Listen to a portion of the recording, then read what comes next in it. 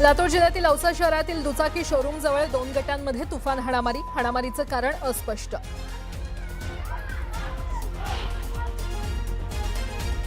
धाराशिवमध्ये किरकोळ वादातून 2 गटांमध्ये तुंबळ हाणामारी, मारहाणीत 5 जण गंभीर जखमी।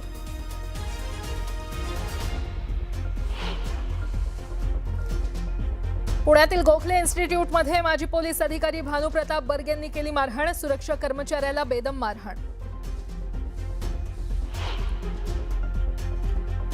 नांदेडमध्ये 10वी शिकणाऱ्या 2 विद्यार्थ्यांनी आपल्याच वर्गातील मित्रावर केला चाकू हल्ला, दोघांनाही पोलिसांनी घेतलं ताब्यात।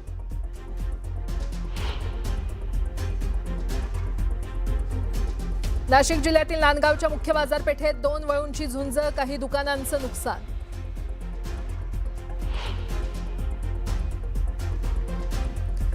मुंबईला पावसाळी आजारांचा ताप वाढला, डेंग्यू, मलेरिया, गॅस्ट्रो आणि लेप्टोचे रुग्ण दुपटीनं वाढले।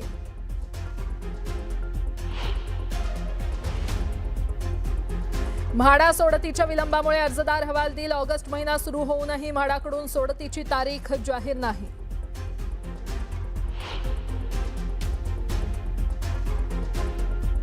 विस्तारित इमारतीच्या डागडुजीसाठी आणखी 6.83 कोटी रुपयांचा खर्च, महापालिकेनं यापूर्वी 120 कोटी खर्चून केलं नूतनीकरण। स्वच्छतेसाठी मुंबई महापालिकेचा पुढाकार, मुंबई क्लीन लीगसाठी 21,000 नोंदणी।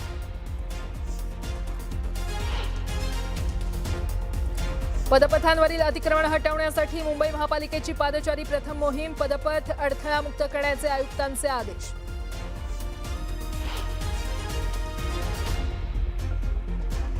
राज्य परिवहन महामंडळाची सोशल मीडिया वापराबाबत कठोर नियमावली, एसटीच्या गणवेशात रील्स बनवण्यास बंदी, तर दुहेरी अर्थाचे व्हिडिओ बनवल्यास कर्मचाऱ्यांचं थेट निलंबन।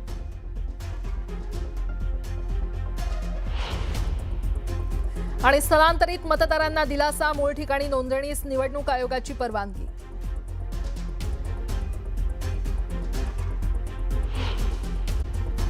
महाराष्ट्राला आता सुरुवात करूया। बाळूमामा मंदिरात धर्मादाय सह आयुक्त निवेदिता पवार यांनी केलेला आणखी एक कारनामा आता पुढे आलेला आहे। बाळूमामा मंदिर ट्रस्टचा सीईओ नेमताना तो केवळ एका साध्या अर्जावर नेमला गेल्याचं उघड झालंय।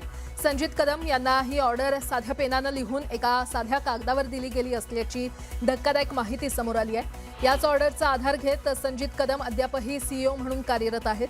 त्याच्याकडे ना शैक्षणिक पात्रता आहे ना अनुभव, मात्र असं असताना त्याची केलेली नेमणूक वादात ठरली आहे। या नेमणुकीत कोणता अर्थ दडला होता याबाबत आता अनेक सवाल उपस्थित होत आहेत।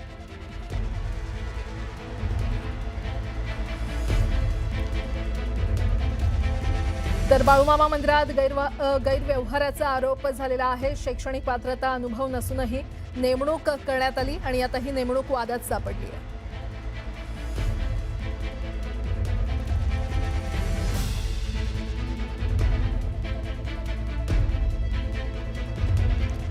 बाळूमामा ट्रस्टवर सीईओ संजित कदम यांची नेमणूक बेकायदेशीर असून त्यांची तात्काळ हकालपट्टी करण्याची मागणी तक्रारदार अरुण हत्ती यांनी केलेली आहे। त्यासोबतच त्यांची बेकायदेशीर नेमणूक करणाऱ्या निवेदिता पवार यांच्यावर या प्रकरणी गुन्हा दाखल करण्याची मागणी देखील त्यांनी केली आहे। त्यांच्याशी बातचीत केलेली आहे आमचे प्रतिनिधी ज्ञानेश्वर साळोखे यांनी।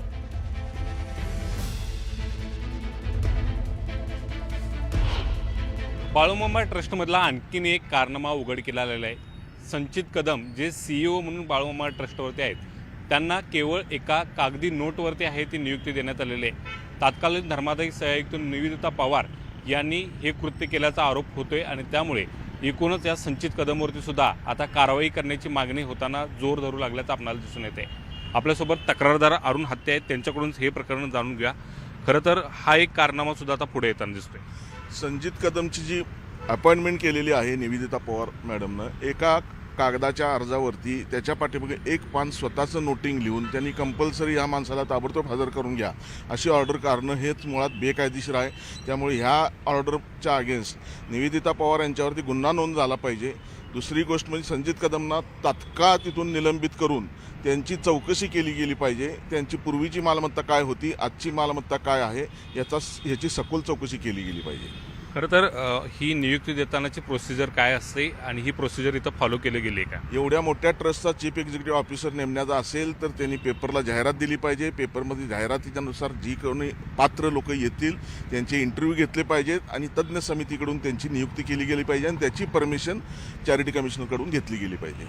पण आता चॅरिटी कमिशनरच अशा पद्धतीचं कृत्य केलं, ह्याच्या पाठीमागे काय धोरण असू शकतं? हे बेकायदेशीरच आहे. हे त्यांनी कुणाच्या तरी सांगण्यावरून किंवा स्वतःच्या बुद्धीने केलं असेल, पण जे केलेलं आहे हे बेकायदेशीर आहे आणि ह्याच्याबद्दल त्यांना योग्य ती शिक्षा झालीच पाहिजे. पण याच एका नोटिंगवरती आहे ते संचित कदम जर इथं कार्यरत असेल आणि इतका मोठा घोटाळा जर आता उघडकीला आला असेल तर मग या प्रकरणी जबाबदार नेमकं कोण? दुर्दैवाची गोष्ट ही आहे की आज सुद्धा ह्या संजित कदमच्या हातातच या सगळ्या संस्थेची कागदपत्रं आहेत. ह्या कागदपत्रांची विल्हेवाट तो कशीही लावू शकतो. पूर्ण चोराच्या हातातच तिजोरीच्या किल्ल्या दिल्यासारखा हा प्रकार आहे. त्यामुळे त्याला तिथून पदावरून तत्काळ हटवणं ह्याच्याशिवाय दुसरा पर्याय दिसत नाही. आता ह्या सगळ्या तातडीच्या पार्श्वभूमीवरती हा निर्णय घ्यायला पाहिजे असं वाटतं. 100% त्यांना ताबडतोब निलंबित करून त्यांची चौकशी केली गेली पाहिजे, त्यांच्या प्रॉपर्टीची चौकशी केली गेली पाहिजे आणि त्यांच्या पाठीमागं कोण आहे, त्यांना तिथं एवढ्या फोर्सफुली आणण्याचं मागं कोण आहे. कारण हे पूर्वीचे जे चेअरमन होते रामभाऊ मगदूम, त्यांचे PA म्हणून काम करत होते, स्कूटरवरून फिरत होते. आज ते संस्थेच्या गाडीतून पुढे बसून येतात, ट्रस्टी त्यांच्या मागं बसलेले असतात. हे काहीतरी वेगळं दाखवते. या ठिकाणी पाहायला गेलं तर पोलिसांच्यावरती कोणाचं प्रेशर आहे का अशा पद्धतीचा सवाल तक्रारदार उपस्थित करताना पाहायला मिळतात. मात्र संचित कदम यांची तातडीनं CEO पदावरून हकालपट्टी करावी आणि निवेदिता पवार यांच्यावरती या प्रकरणी आहे तो गुन्हा दाखल करावा अशा पद्धतीची मागणी तक्रारदार करताना पाहायला मिळतात. व्हिडिओ जर्नलिस्ट संदीप पाटील, न्यायसू साळुके, न्यूज 18 मराठी, कोल्हापूर. नमस्कार. बुलेटिनमध्ये आपल्या सगळ्यांचं पुन्हा एकदा स्वागत. आज काय विशेष घडामोडी घडतायत दिवसभरात त्यावर आपली नजर असेल. शिवसेना पक्षाचं नाव आणि धनुष्यबाण या निवडणूक चिन्हाच्या वादावर आज सर्वोच्च न्यायालयामध्ये महत्त्वाची सुनावणी पार पडणार आहे. सुप्रीम कोर्टात ही सुनावणी साधारणपणे सकाळी 11च्या नंतर सुरू होईल. शिवसेना पक्ष आणि पक्षाचं निवडणूक चिन्ह असलेला धनुष्यबाण हा कुणाचा या मुद्द्यावर सर्वोच्च न्यायालयामध्ये याचिका दाखल करण्यात आलेली आहे. केंद्रीय निवडणूक आयोगाच्या निर्णयाला उद्धव ठाकरेंनी सर्वोच्च न्यायालयामध्ये आव्हान दिलेलं आहे. आता या संदर्भात आज सुनावणी होतीये. 11 नंतर ही सुनावणी होईल. काय नेमकं या सुनावणी दरम्यान होतं हे बघणं महत्त्वाचं ठरणार आहे.